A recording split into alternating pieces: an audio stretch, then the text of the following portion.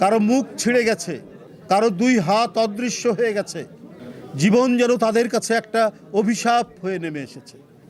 একটা রক্ত পিপাসু নীতির উপর ভিত্তি করে যিনি তার ক্ষমতাকে আঁকড়ে রেখেছিলেন, এই আঁকড়ে রাখতে গিয়ে নিজ দেশের জনগণ, ছাত্র, শ্রমিক, সিএনজিওয়ালা, রিক্সা চালক থেকে শুরু করে এদের কিভাবে রক্ত পান করেছেন তার দৃষ্টান্ত যদি দেখতে হয় তাহলে বেশি না, এই বার্ন ইনস্টিটিউটে আমরা যে কয়জন আহত মানুষকে দেখলাম আন্দোলনের, তাতেই হৃদয়টা কেঁদে ওঠে, গোটা শরীর শিউরে ওঠে।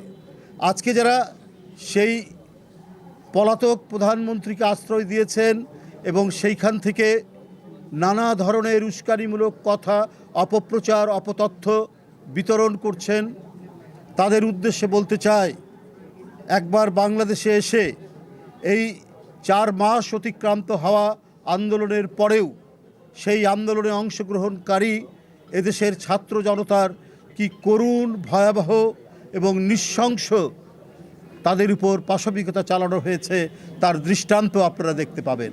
যেমন সারা বাংলাদেশের হাসপাতালগুলোতে, তেমনি ঢাকা মেডিকেল কলেজ হাসপাতাল, বিশেষ করে পঙ্গু এবং এই বার্ন ইনস্টিটিউটে কারো মুখ ছিঁড়ে গেছে, কারো দুই হাত অদৃশ্য হয়ে গেছে, কারো চোখের কর্নিয়া বিদ্ধ হয়েছে শর্টগানের গুলিতে, কারো পা চলে গেছে।